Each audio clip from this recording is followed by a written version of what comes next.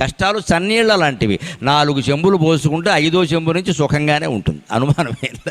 ఎంత చలికాలమైనా కానివ్వండి, అయ్యప్ప దీక్షల వాళ్ళు ఉంటారు, వాళ్ళు తెల్లారగట్ట 4 గంటలకు లేస్తారు, చన్నీళ్ళే స్నానం చేస్తారు, అందులో ఎవరు వేనీళ్ళు పోసుకోరు. ఎలా పోసుకుంటున్నారండి?